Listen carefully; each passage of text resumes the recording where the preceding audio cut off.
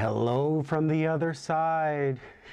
It is Monday, and after a frenzied weekend of research and using my hands, I am ready for today's show. We are going to be getting back to basics with some hand stitching, doing some English paper piecing, me of all people, and there's nothing here. There's no, Johan, there's no buttons. Well, let's start the show.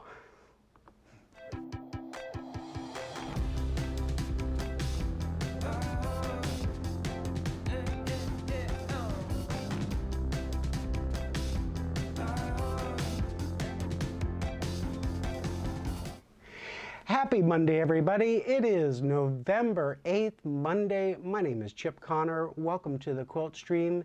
So glad you're here. So as you guys know, as I just told you, it was a frenzied weekend, and I'm telling you, I did my best to get prepared for today's show. I took the Bernina over to the folks at Quality Sewing and Vacuum, which means I actually left the house, and the gang over there were so good to me, and I was so tempted to take a photo of another new machine and just prank Aaron and say, oh, look what's coming home. But I didn't. I thought better of it. I was like, he knows me. I've done enough damage. But, so I'm hoping I'm gonna get word back on my missing love. She's gone to the vet, and it could be tomorrow, it could be Thursday, fingers crossed, and I'm okay with if it's even longer. I mean, just come home safe. I miss you. So, let's see who is in the room. I love it. As Rob says, let's do some roll call. We got Charlie, Johan, Angel, Susan, Stuart, Susan. Did I just say Susan twice? I did. And we have Christine, we have Tracy, we have Rob DeLine. Thank you guys so much for joining. How was your weekend? Did you guys focus on anything other than sewing? I know some of you had a knit weekend where you were knitting with groups, and me, I was steadily learning. So let's talk English paper piecing, getting back to the basics. What a whirlwind. I really had a crash course, and I think all the better for it. I picked up a book, and before I get into too much of the details of what I've been working on, I'm going to tell you about this book. It is by Flossy T. Kigg's Guide to English Paper Piecing, and the author is Florence Knapp. And I love that she goes into the beginning and just talks about the psychology of sewing and working with our hands. And I'm going to read a couple of things and see if this strikes a chord with you. One thing that she had pointed out was that rhythm and repetitive motion have indeed already been shown to increase the release of serotonin in our brains and lowering stress levels as a consequence. And I think I get that. I experienced that this weekend. And after she did a research with a lot and talked with a lot of people while she was preparing to write this book. And she talks about sewists commonly say that the meditative quality of sewing and asserting that with their eyes open and needle in hand, they're able to gain the sense of calm and grounding associated with meditation. And it's funny that I have felt that way with sewing, and when I first tried knitting, it was a little too repetitive, and maybe I just, I couldn't see things growing fast enough, whereas with sewing, I get to see some kind of response, but I'm still in that place where it is meditative. I mean, have you guys ever lost track of time where you've barely gotten up out of your chair and you've forgotten to eat and the time just flies by and it's dark out and you're like, where did the time go? I mean, that, my friend, is a flow state. If you can get into that, then you are exactly where you need to be. what I loved is that she said, when so much in our lives is outside of our control, she says it's vital to feed the brain's sense of having control over something, however small, to increase resilience to negative thought. And we all know there's so much chaos out in the world that we can't control, and that, you know, comedy is a good medicine for me, and also just getting into a project and just totally immersing yourself, and then you come back and you're like, you feel renewed. I totally am on board with what she says. And actually, let me take you. I have two more things. One is that she says when someone is completely immersed in skilled creative endeavors, they can become temporarily divorced from their identity and body due to so few of the brain's resources being left over for monitoring thirst, hunger, or tiredness. And actually, she says it, yes. I've experienced this, having lost count of those times when I've barely noticed it's growing dark until I find myself unable to see my stitches or haven't felt hungry despite having forgotten to eat lunch or dinner. And I love those days. And I don't know about you, but when I'm in the car, I actually love the silence. I tend to take and I've done this for years, but I've turned the radio off and I just sit in the quiet, and it's just such a nice place to be. And when I'm sewing, I usually have something that I'm very familiar with, whether it's Buffy the Vampire Slayer or whether it's The Worst Witch, but it's something that I know it so well that I don't really have to pay attention, but it's just something playing in the background, and it's just a little bit of noise, but in the meantime, I'm totally engrossed in my project. So sewing is therapeutic, and we're gonna learn that, yes, even hand sewing can be therapeutic. Um, Last thing that I'm going to take from the book is that while sewing can certainly be a social activity, and the quilt stream, I'm hoping, is all about that social aspect, that it seems that it may offer also a space in which to temporarily retreat from the world, delivering us back to our loved ones energized, refreshed, and more positive. So let's get into our sewing, and I'll have a full cup of positivity for you. So, is any of this ringing true? Um, yeah, love it. Susan says, sewing and knitting got me through many hard times, including lockdowns. And yes, I totally agree. Um, Now, of course, Yoan, you you guys all know Yoan from Go Ahead and Make Me. If you tell him to zig, he's gonna zag. So he is, nah, I like living on the edge. So no Zen moments for you, Yoan. Um, so yeah, we have some stuff to talk about. So if we're talking about, if you're brand new and you have never ever hand stitched before or done any English paper piecing, let's start out with some tools that I know that would be your friend.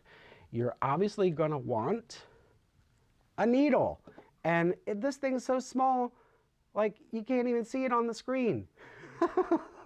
You're going to need a needle, and one recommendation was like a Milner, a size 10, and you want something that is just going to pierce the fabric, but it's not really going to leave like this huge hole. And the thicker that gauge is, the more you're going to actually have to do more pressing. You can use a thimble. I didn't really feel like with the needle I was using that I was really working my fingers too hard. It was actually my holding hand that I felt I was getting a little bit more exertion. Gonna need some scissors, and I actually have a pair of snippers that I wear sometimes around my neck, but I chose to use these. These are embroidery scissors, but use whatever's sharp and available. You're gonna need some thread. When it comes to English paper piecing, people use silk, they use cotton, they use polyester. silk is really, really fine. And if you're going to do a show quilt, then silk may be a really great option for you. If you do cotton, cotton is really sturdy and you can get it in a 50 weight, and that's what I'm going to be using. Otherwise, if you want it a little bit thinner, you can go with an 80 weight, and that would get you back into possibly using some of those, or getting into some of those show quilts.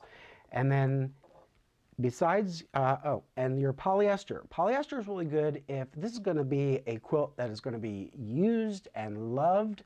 And it's so sturdy that it'll take up in the, it'll wear well in the washing machine. So those are your thread options. Again, we're going to go with cotton 50 weight. And then there are a couple of different basting options. And when we get into basting the sample blocks that we're going to create, I'm only going to do one of them. But one of them is that you can baste your little block on the back and then pierce the paper foundation, or you can go glue, or what was the other one? You could, I forget what the third one, there was three. Glue, and then you could baste along into the paper. Oh, and then there's a basting method that you can do from just the back and you're not going to the front, so you can actually leave your basting in place. Now, the big thing that got me a little tricked was paper, what you're actually going to be using. And what I found was that I was a little lost. And you can have an option. So when you go to your big box store like Aunt Joanne's or Michael's, you could probably come up with either some paper pre-cuts, or you can get some acrylic ones. And I thought, oh, well, let me try the acrylic ones and let's see how they do. And there are some pros and some cons to these that we'll get into. But if you're going to go strictly with paper piecing, as in the traditional method, don't do what I do or did and think, oh, perfect for piecing. Gang, I bought the wrong paper. And I do paper piecing, but this is foundation paper piecing. Not gonna work. It's too thin. So don't do that. And then you can go, and this is where in the world of sewing and quilting and crafts, as soon as you put a quilting label on it, it is definitely going to make the prices jump. But I was able to find some paper piecing sheets of paper for English paper piecing. And what's interesting is that it is a cardstock, but I don't know why anybody in the world would buy this other than just to compare. And let me do that for you. So you can also get a whole ream for like $15 of cardstock. And this cardstock is 65 weight. And if anybody in the room is experienced with the different weights, they come in like how many pounds. This is 65 pounds. And then there was also colored options. And no, I'm sorry, this was 110. And then I found some colored options at 65. And to be honest, the 110 and the 65, I am not that sensitive that I can pick the difference. I think, I just don't know. I don't see a difference.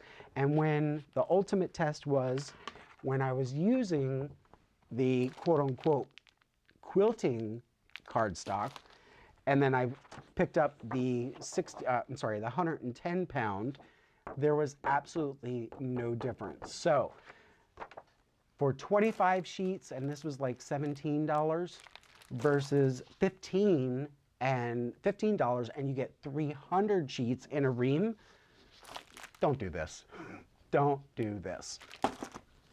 But what's interesting is that when you're comparing the actual paper versus these acrylic templates, I said there was some positives and negatives. And am I through? No, I've got some more stuff, more tools. We're going to need more tools. But there are some differences that you should know about. So we will get to those. And then I talked about glue. And again, you could have, like, this is a Fons and Porter glue stick, and it's got a retractable, kind of like a lipstick.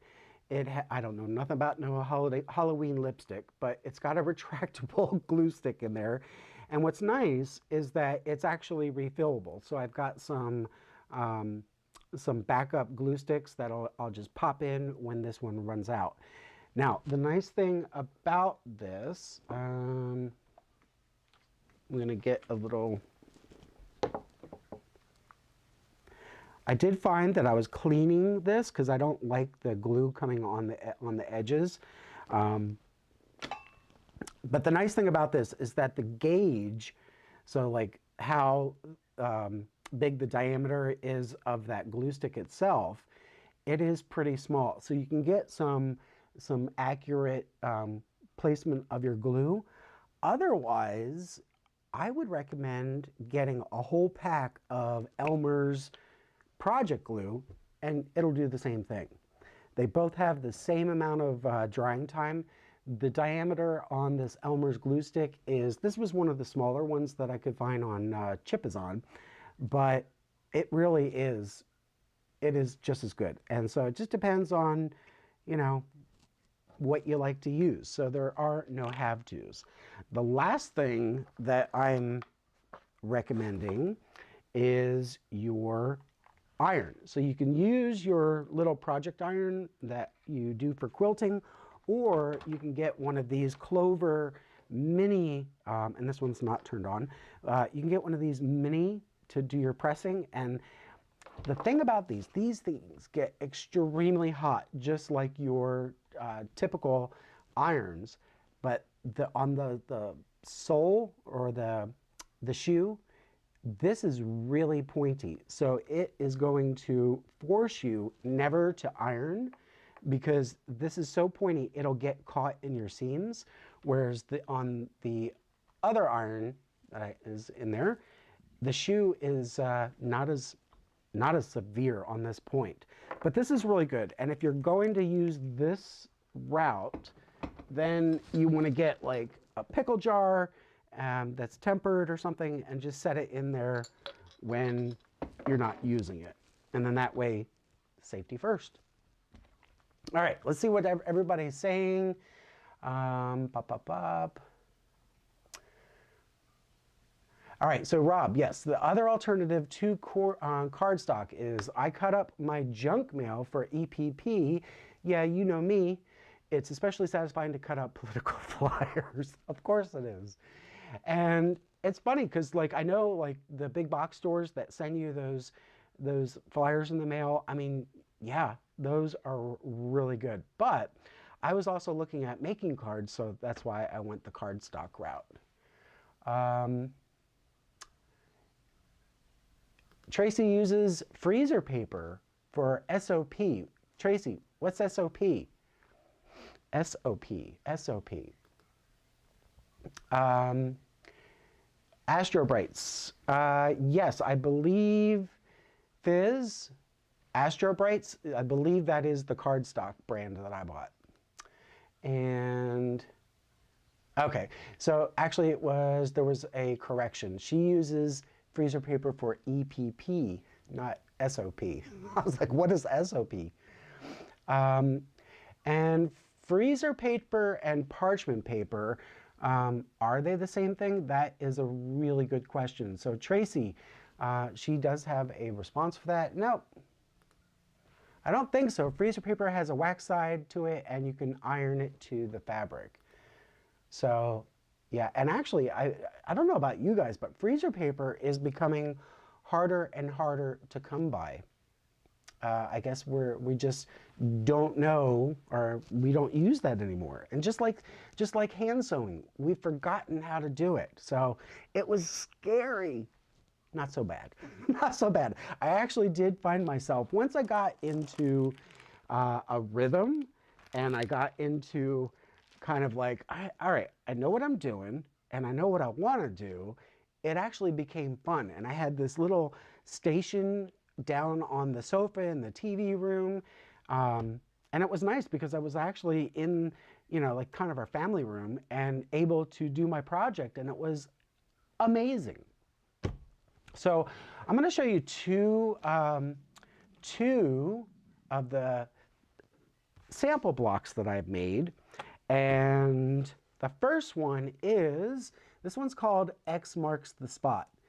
And what was funny is when I was showing this to Aaron last night, because he went over to, actually he's in the chat, Rob's. He went over to Rob to do a knit day with the boys.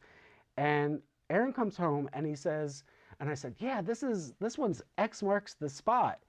And Aaron looks at this and he says, X marks the spot. Well, they actually don't meet.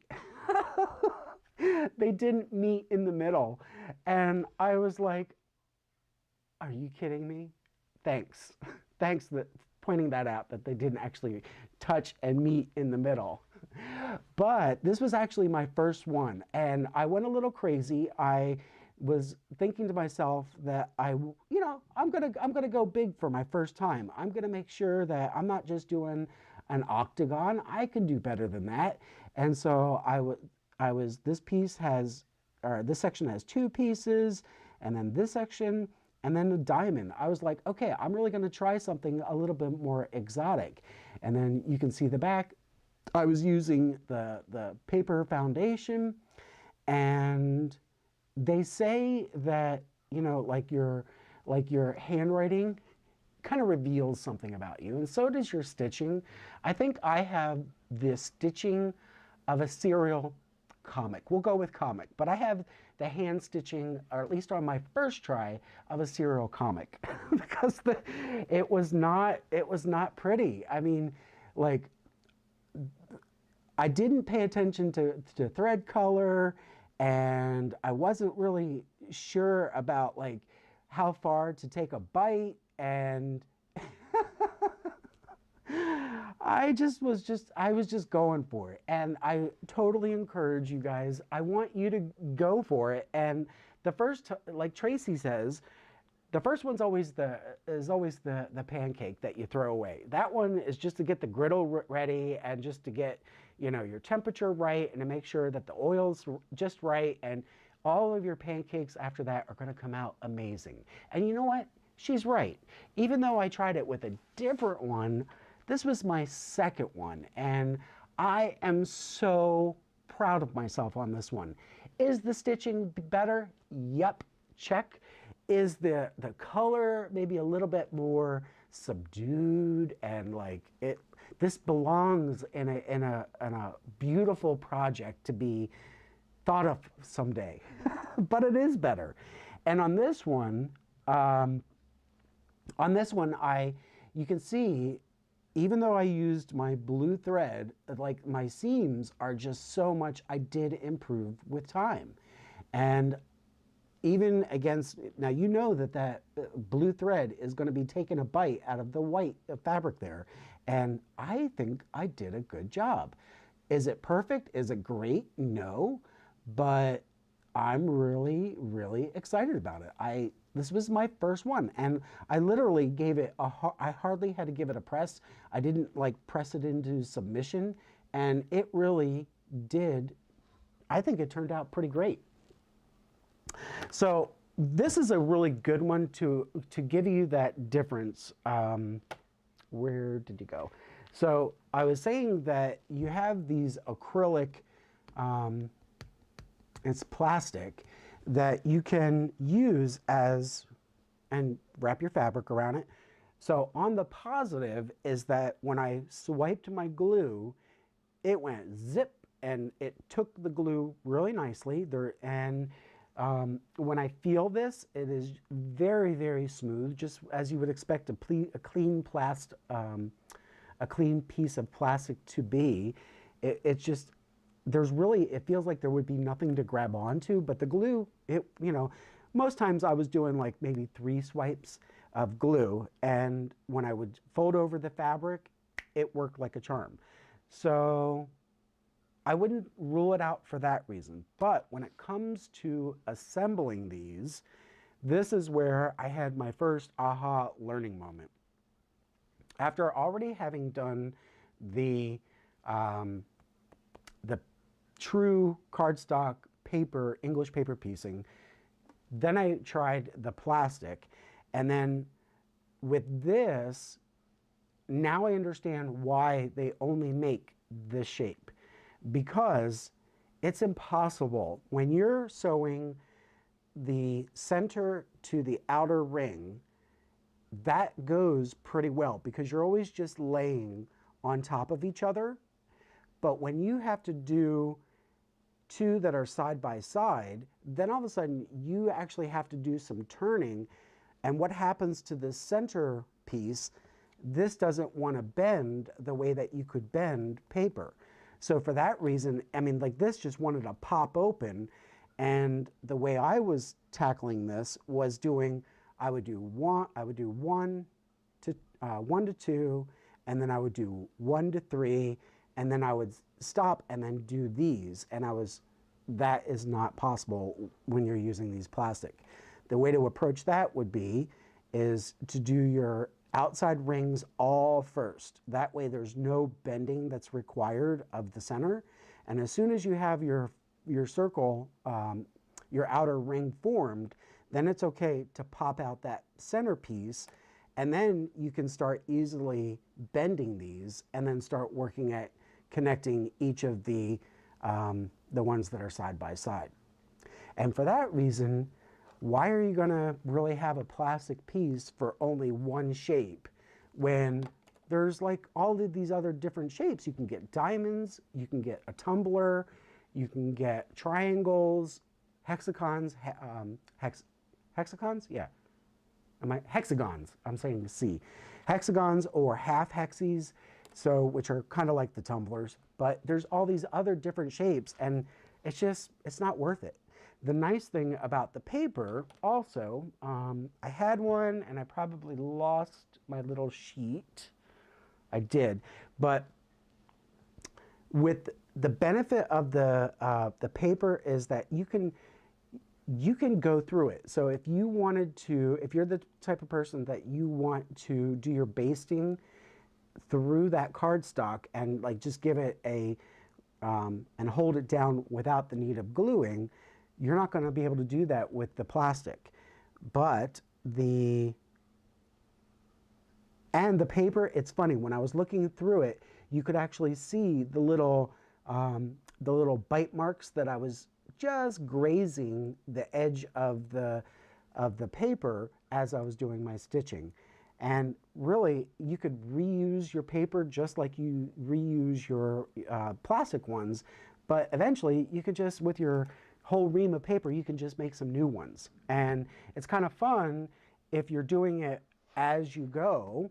You can just crank them out as you need them and say, oh, I'm gonna start with this and then just work my way out. So let's get into, before I actually show you how I was making these, I'm gonna show you the ones that I was doing, and that guy is finished. But I was just having fun and seeing like how long does it actually take. And I was watching Dracula on Netflix last night and loving it because I could actually watch it. But when I was making these, and it is really neat that you can see that that all of my seam allowances are actually meeting up. And I didn't happen to catch a nice one to show you, that it is pretty easy to, with low energy and low focus, like it was relaxing. And then I would, as I'm gluing them, I would just kind of chill out. So would it be helpful? I'm going to show you just one last thing with the plastic one, and then we're going to say bye-bye to plastic. Save the planet. So as I'm taking a brand new hexagon, and I will go back and show you how I'm cutting those. Let's go to the needle. So I've got my hexagon, and then I've got my little plastic piece, and then I'm arranging it on the fabric. Now, this is going to be true whether you use the paper or you use the plastic, but you're only going to need one little pin, and I started out this way, and to be honest, I stopped after a while, but what you can do is take the center and secure it in place, and then it's ready for gluing. So if I'm going to take my Fons and Porter little glue stick, and I actually was not gluing, maybe I'm wrong, but I was not gluing the fabric itself. I was only gluing the little plastic, and I would give it a little love and fold over. And then I worked counterclockwise. Boom. That one I could give a little more, and then give it a little love. And I found that I was whacking, maybe it would take maybe a minute to do each one. And this is where you are totally engaged in your stories on TV. Did your grandmother have to watch her stories in the afternoon? And you notice that I'm not really trying to make this stick. It is really adhering to that plastic. And at the final one, I would go I would go right and I would go left so that I am catching that fabric, and then just push it down. And literally, there's your first one. It is that simple. And it's relaxing. This is where she was right. What's her name? Knapp. Last name is Knapp. Florence Knapp. You're absolutely right. It was very, very repetitive and methodical, and I just got into that motion, and I was watching TV, and I was happy. I was really in a good mood. I didn't find I was stirring, or you know how when you're just watching TV and you're like, okay, give me my iPad, give me my my phone, and you're dual screening. I felt no need for that. And actually, the longer I kept doing this, the more I found myself wanting to just listen, and I was so content in what I was doing. All right, what am I missing in the room?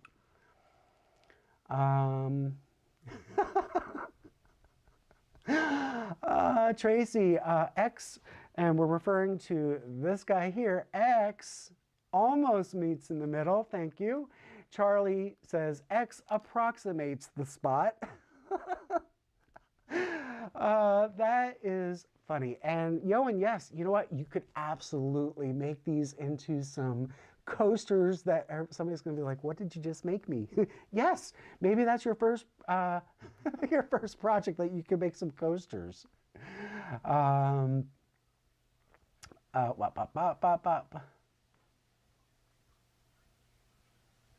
And Stuart, so Stuart has the wool patch, his yarn and fabric store, and a lot of the ladies at my social knit and natters at the shop bring Hexi's English paper piecing. It's a good one to do whilst chatting too. Love it. All right, so that is the plastic version, and you know what? We're never going to go back to plastic. Ditch the plastic. So let's go with we're going to go with, first let me introduce you quickly to what pieces I'm working with. And so I have my EPP cube from AccuQuilt. And basically you've got 4 shapes, and in here you're going to find a die cutter for your fabric and then for your paper. And so let's take one of each and I'll show you what the dealio is. So the fabric is actually going to cut your fabric with the seam allowance, and depending on the shape, sometimes there's little dog ears so that when you're lining things up it helps you match and your placement. Ugh. So you have your, this is your cutter, your die cutter for 3 of them, and you're going to layer, you can do up to 6 layers of fabric, and this is where I will take some, you could take a 5-inch charm pack and go to town. So for here, you could do up to 6 layers, and depending on, this is a good one to show, depending on, you see that there is actually a, what's the word? What do I want to call this? There is a vertical and a vertical and a horizontal line to this. And so I'm kind of fussy. If I'm going to get into fussy, I want to line that up for me that it's not going to be looking wonky on the finished piece. So on this one, there is no lines that your eye would be drawn to. So it really didn't matter about the fabric placement. But for this one, it really does. And so what I'd like to do, let's go down here, is I'm going to lay this down, and I kind of use these lines of the hexi to kind of guide me where I want to place that. So maybe I want to focus on these small ones and run that to the line. And then I'm going to get some consistency when it comes to how even and placed. This one also has a repeating pattern that is kind of, it could be symmetrical by the time it's finished, but we'll start with those 2. Now, I could do up to 6 layers, but I don't need that for now. Do I? I think I do. So I'm going to start with this, and that'll give me 6. And what's nice is that this is a really amazingly good way to fabric bust. And when you're not having to go out and buy more, you can go through all your fabric scraps and then just go to town. So I've got my Go Cutter, and literally all I do is put it in, and there's a little crank. I pull my crank. We'll leave that. And then pop it out. And it was fun because I had this on the coffee table, and then just give it some love. And let's go down again. So I'm just going to pull that, and then voila, I've got my hexis. And I guarantee that I would not cut those that well if I was doing that with a rotary cutter and a ruler.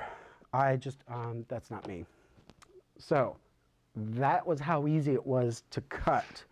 And you've got different shapes in there. So you've got your diamonds, you've got your triangles, your hexi, and then your tumbler. And between that, I think in the pattern book, there are like 36 different blocks that you could ultimately start to run with. So these are really, really cool. And that's how I came up with the, as Aaron says, the X doesn't meet up, or as Charlie says, is they almost meet up. But let me give you, let's go to the needle. Maybe I can show you that better. But you've got all of these different shapes that you could, and each one has a name. So like I did X marks the spot, and there are so many that you could run wild and crazy with. All from just those 4 shapes, which is a lot of fun. And it really, people have spoken about the addictive quality of paper piecing, and I'm kind of getting it, because I'm like, oh, this would be cute and this would be fun. And it's like you're only tackling littles, and I really see that this would be a project that would carry me through many months, because it is so, you know, I would seriously do this on my downtime when I wouldn't even consider that my sewing time. So, all right, so we're gonna build our first block, and we're gonna see, oh, aha, I forgot, we need to make some paper. So I need my little cutting mat again, there it is. And I need paper, here's paper. All right, and then I could actually fold this in half to make the 6, what do I need? I need 7. So we're gonna make 7. And let's see what we get. So I'm just gonna crank that through.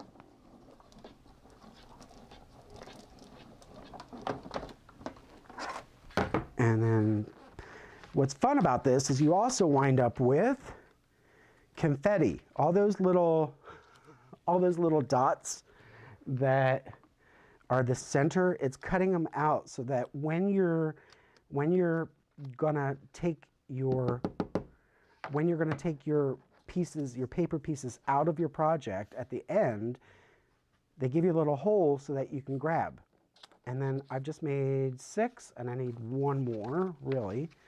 And I can actually get 3 more out of this. So I'm gonna make, because I need 7 to make a hexi.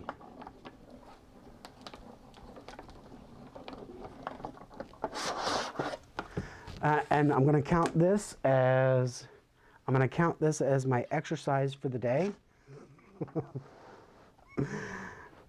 All right, so we have enough fabric hexis, we have enough of the cardstock, and let's get to it. So I'm gonna take us into some gluing mode. Let's go to the needle, and I'm gonna take my little guy here, see how we're doing, and you can, that was the right side of the fabric, so we want to go to the back side of the fabric. And as I was saying earlier, you have that option of using a needle. I lost my needle. Here we go. So you have the option of taking your needle and putting that through the center, and that's just to get you going so that it's not going to slip. And then I've pretty much tried to center this so that I'm getting that seam allowance even all the way across. Now, if you're not using a die cutter, then you can totally do a rough cut. All you need is enough that it's going to cover and making sure to allow yourself that seam allowance for the outside, so you could do rough cutting. But I don't have to, and I don't want to. So we're gonna take our first, and then I like to start with this on the right, and then I'll work my way counterclockwise. But I start with a swipe up and over. And then I started on the right because then I can immediately go to the next glue without having to reposition my hands, and it's over. And as I'm doing this, sorry if I'm not paying attention to the camera, as I'm doing this, I'm trying to ensure that I'm not repositioning, and up, and it really is, it's that easy, and over, up, and over. Now, in the book that I was sharing with you guys, there is, what I like about it is that the author gives us little vignettes of quilters that she's come across, and see that? There's one, and it's done. So only 900 million more to do of these. But she was giving a vignette of quilters who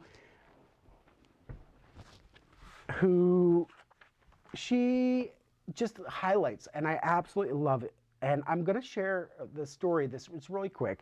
This the story about a gentleman who was an immigrant who came to the Ellis Island in 1903. His name is Albert Small, and his wife was also an immigrant who came a few months after him. And they were both deaf, and the account that the author is getting of Albert Small and his wife is Eva was everything through her granddaughter. And as of the publishing, this book was published. When was this book published? It was 2018. So as of 2018, she got this account from Albert Small's granddaughter, who in her 80s was still doing cartwheels. So this is a good family to know. So Albert used to, and this is why I like him so much, I think, because his wife used to have a quilting club that would come to her house, and he would tease the ladies, remind you of anybody, he would tease the ladies that he could do a better quilt or make a better quilt than them. And I guess he had done enough teasing that they coaxed him into starting his own quilt. And this is a man who he was a woodworker, he was what was it called? He worked for an explosion expert at a sand blasting company. And so he had to be meticulous in his day job, which carried into his personal life.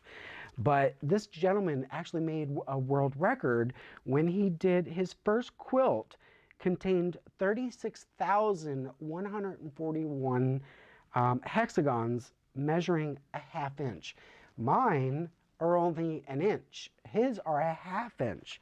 And I'd love to share a picture of his quilt. It is insane. Like, this is so mosaic, and this was his first quilt. I'm like, I mean, like, you don't go small and like, oh, I'm going to make this lovely little tea cozy or something. You know, you're going to make this monstrosity, and he was just amazing. His second quilt was then 63,460 pieces. Again, that doubled his first one. And then he actually made a third one. His final one was 123,300 hexagons. All of them he kept with the ½ inch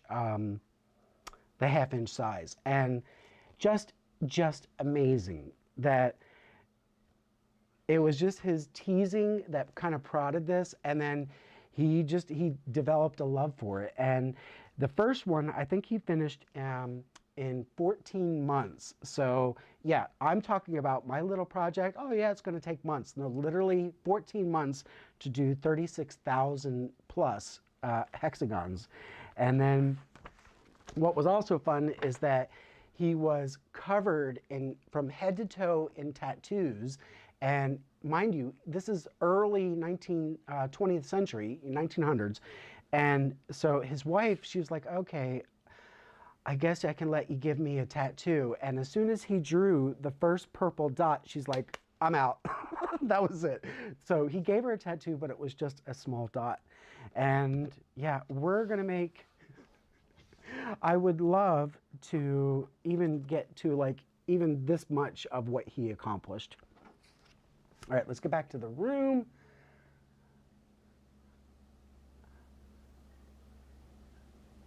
Yes, if there's, yeah, and I'm with you, Kathleen. If there's nothing on TV that I'm interested in, watching, then I'll put on music. And then, actually, this is an interesting comment. So Susan, Susan says, I might be showing my age, but does anyone baste them together anymore? The gluing seems so much faster. Pros and cons? So that is, I think that's an interesting comment, because I really don't think it's an age thing. I think it's just a matter of preference. So with the, to my understanding, again, you know that I did a crash course, and maybe Tracy can give us the true, because she based the fabric to the paper template. But it depends. So if you're basting it, then you are locking it in place, and you have the opportunity when you're basting, you could actually create a little lock stitch at where these two pieces meet. Where fabric, you just don't have that same opportunity. Now, a con I see would be if you're basting all the way through both sides, then at the end, when you're ready to take this paper out, you also have a lot of clipping to do with all of these, that seam. So maybe you're going to clip, clip, clip, and then you have to remove all those, and you're constantly going to be chasing those basting stitches. So maybe, Tracy, you could add more to which you prefer. And that is actually a good question. I thought about the same thing. I wonder how long the glue holds, especially if I'm stockpiling hexis for months. So I wouldn't put them in sunlight, obviously, because the glue would just never keep hard. And then, actually, I found that when I was fiddling with them, when I first glued them, they were still felt a little slippy. So it's not where I wanted to work with a piece immediately after basting it. I'm sorry, yeah, after glue basting it. But in the morning, you know, it was completely firm. But I guess with anything, after time, it will start to break down. So hopefully you're not stockpiling them too long, I would think.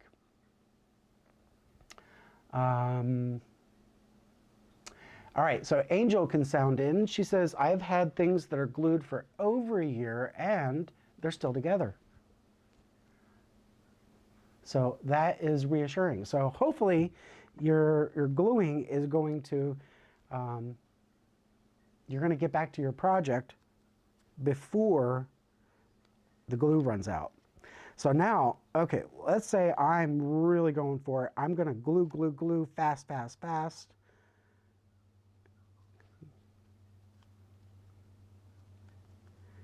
And we're going to put one together. Actually, I need 3 made just so I can give you the beginnings of a completed hexi. So there was 1. And we're going to go to 2.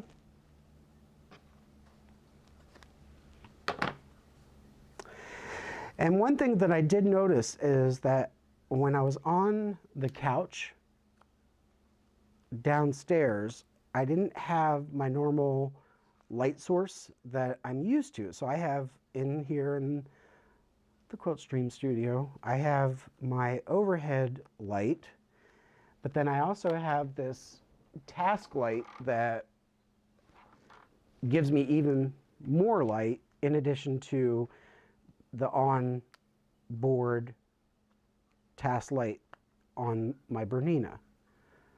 So downstairs, I was really struggling for light. So I know you can get those little neck lights, and those would come in handy. All right, so I have 2, and I'm going to consider that I have, this is going to be my center, and then I'm going to do 2 that are adjacent, and then this will be the next part that you guys get to make fun of me. Because I am not accustomed to, other than putting it in my machine, I said I needed scissors and now I can't find my scissors. All right, we have backups. So I'm not accustomed to threading a traditional needle. And I know that I've seen people, and I just don't have the knack for it. I know that threading it, as long as I have light, I'm pretty good. And the funny thing is that I actually do it left-handed. I don't know where that comes from. But I like to just give myself, what is that, 10 inches to play with. And then I do my little knot this way. I know that there's people that can take their needle and they wind it and then they just kind of bring it out and all of a sudden they have a knot. I still can't do that. And I'm okay with that. Maybe that's a skill I'll learn, but I know like Rob in the room, he loves binding his quilts, so you're probably much more of an expert. Let's go to here, and so now this is going to be my centerpiece, and this is going to be my first adjacent piece. And what I'm going to do is I always work from back to front. I lost my needle. I don't have nails. It's hard for me to pick up the needle. There we go. So I'm going to find the furthermost corner. And one thing that I noticed was that if I try to work a little parallel, I do much, like working from a 90-degree angle, I do much better. I'm just taking a bite. I could feel into the cardstock, but I'm just taking a little bite, and then for this first stitch on the corner, I'm holding the thread tail out of my way. Oh, my thread just came all the way through. My knot wasn't thick enough. Okay, so I've got the corner, and I'm holding my thread tail to the knot, and then just to keep the corners secure, I'm going to go into that corner 3 times, and on the third time, I'm going to, and you will notice that sometimes your thread gets caught on other parts of the body. On the third time, I'm actually going to make another knot just to secure it in place. Okay, so there's my third one, and I'm going to come through and give myself a knot. Now, one of the questions that people might have is how far do you actually do each stitch, and maybe 1/8 of an inch is good. And I think with my first go around, I was so worried about securing it for its dear life that it would never come apart, and I overdid it. So now it goes pretty quick, and one thing that I at least needed to keep reminding myself was that I need to ensure that I'm coming from a 90-degree angle, that I'm not going from the side or like at a slant, because I want to be consistent in the bite that I'm taking between the 2 sides. And sometimes I found that, yep, that was a good example. Sometimes you feel like when you're pulling and you're stitching that, at least on the side that's facing you, the fabric wants to slide up. So maybe, Tracy, is that something that also happens when you're stay stitching or basting using thread instead of glue? But I didn't find that it was enough of a problem that it was going to convince me to baste by hand. All right, so this is going to be my last. I found the last corner, And so just like I did from the beginning, I am doing 3 stitches, and I'll make a knot for that third one.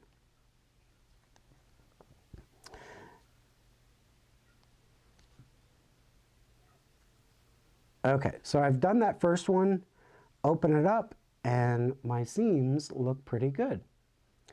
And then this is where if you're doing strictly the plastic, then you may want to do each of your outer rings first, then work on the adjoining. So I'm adding another one. And then as you get more pieces, so here we're finding the corner again.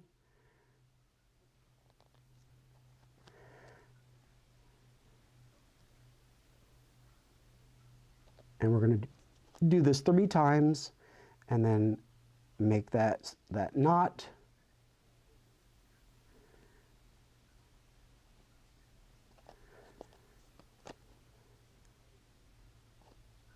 Cool. All right, now I can work on just sewing. And if you've ever watched Yoan, he does this thing at the end where he likes to pull it at the end. I tease him all the time that that's what he does. And he really doesn't do that.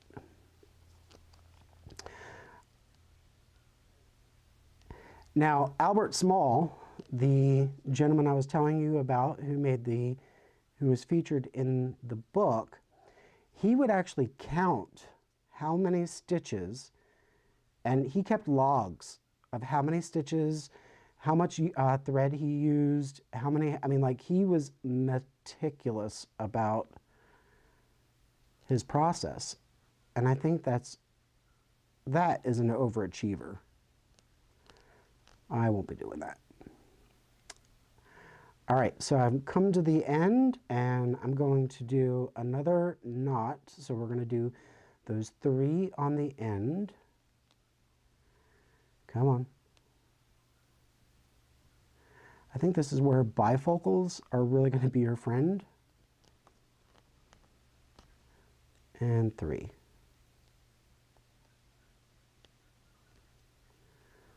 And go through there. All right, so now I can clip that. I'm going to clip the edge, and then we only have one more side to do, and that's the ones together. And I think we're in good shape. So we've got 3 so far, and we just need to attach the ones that are adjacent. Now, I did use the one that's in the plastic.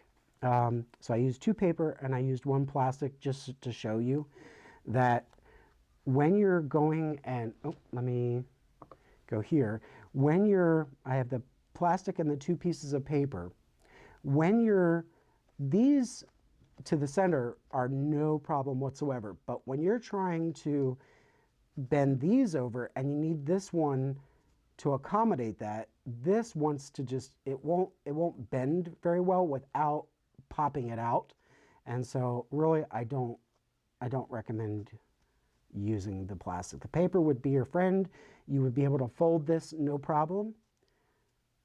But that is my experience. Has anybody else used the plastic?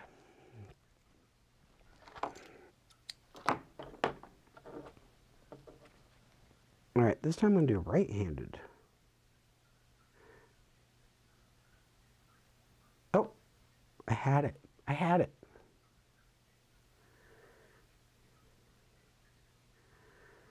There we go.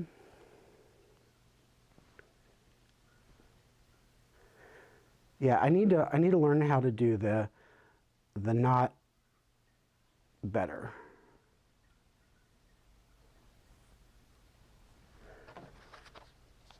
All right, so we're coming back to the needle. And pop, pop, pop. So I work my way in, so from out to in, and that corner is going to be last. I don't know if that is a good thing or a bad thing. It might just be a preference thing. I don't think it might not be either or, a good or a bad thing. So there's one. And I did make a messy knot, so I think that's what you're seeing. 2. Let me hold this out of the way.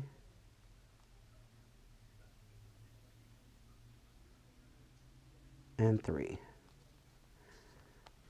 And give us a little knot.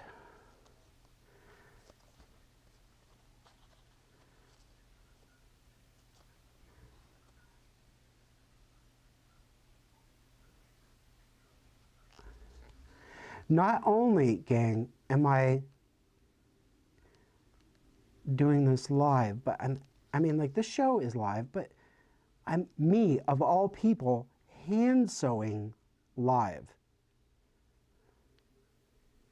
I mean, that is about as freaky as me going outside. Oops, sorry, I bumped. So I can actually feel the cardboard, and that would be the pro to using the acrylic versus the cardboard. Like the acrylic kind of forces the tip of the point of the needle to push and kind of glide over the plastic, whereas the paper really will accept that bite, and you may be sewing into the paper itself.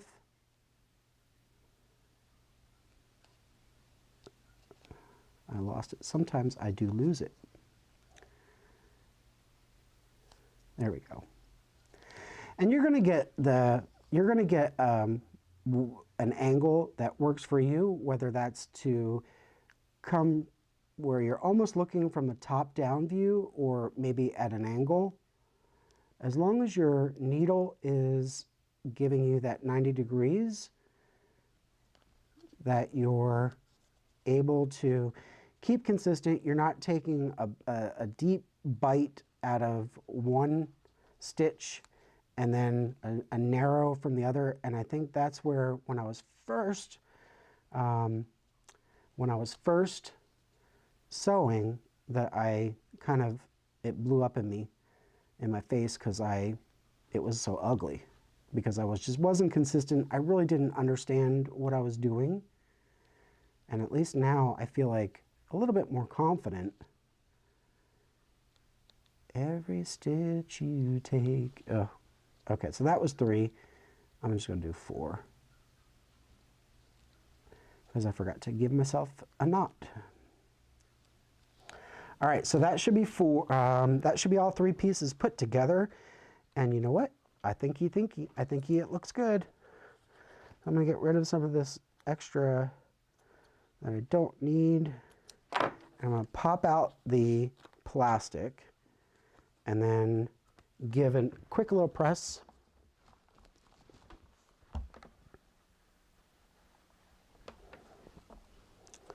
Yep. And then one thing I noticed is that when you have to pull that, whatever that foundation, if you're having to pull prematurely, then it's a little more work to get it back into place.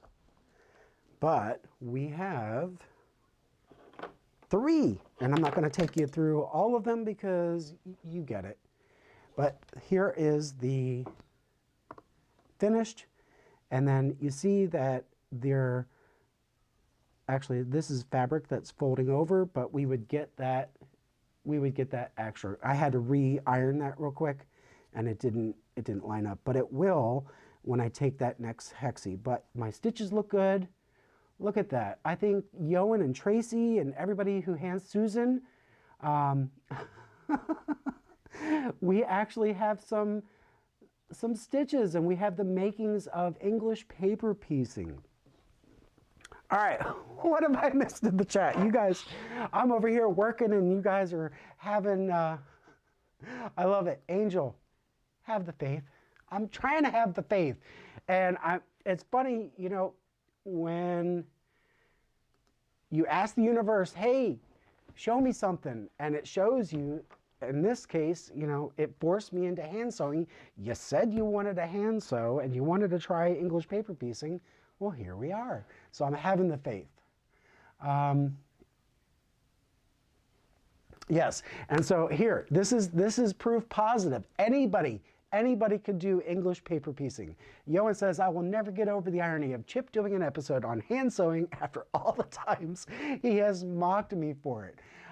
You guys know me. I like to tease knitters and hand sewers. I mean,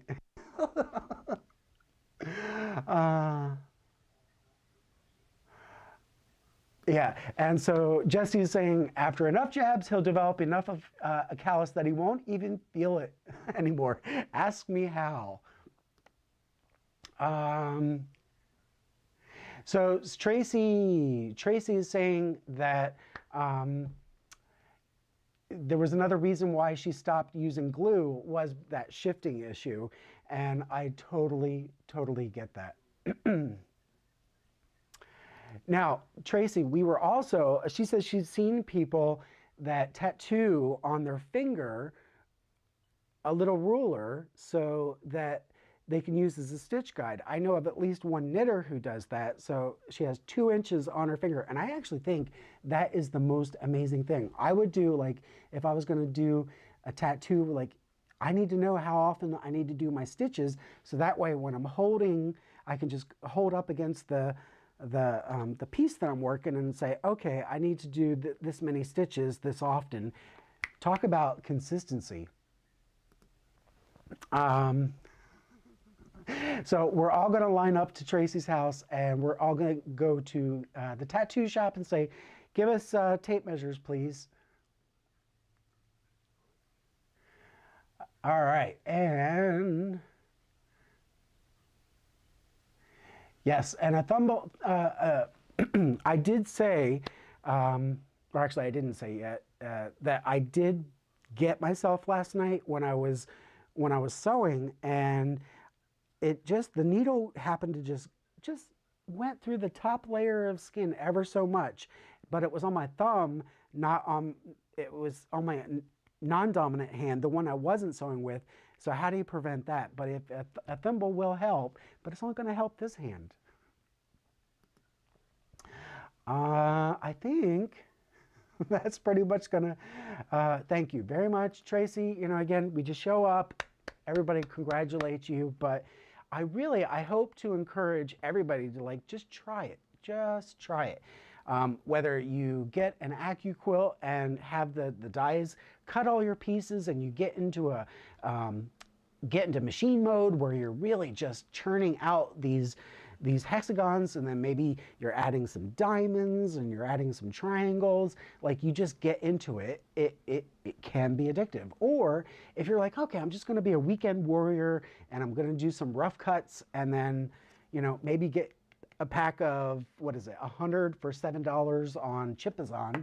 You can get all of them and never have to come back to it. But whatever works for you, I just say, just try it. You might like it. All right, well, that is going to take us to the end of the show. Friday, we may have my machine back, who knows? Or we may be carrying on, and let's see what more develops in the way of either English paper piecing or Fizz, and a couple people have reached out and said, hey, you might want to try some no-sew applique that could be a little bit more artistic. So I'm thinking maybe for Friday we have either a machine, or we have more EPP, or we may have some creative art quilt that we're going to work on. But at any rate, I hope you join us. So if you haven't already, thank you very much to those who have, but I'd love for you to like and subscribe. It surely does help. We're nearing 100, and that's amazing for a brand new channel. So I appreciate you liking and subscribing. And stay tuned for more. I'd love to hear more comments below. thank you very much, and I hope you all have a fantastic day, and we'll see you on Friday. Thank you so much for joining. Bye.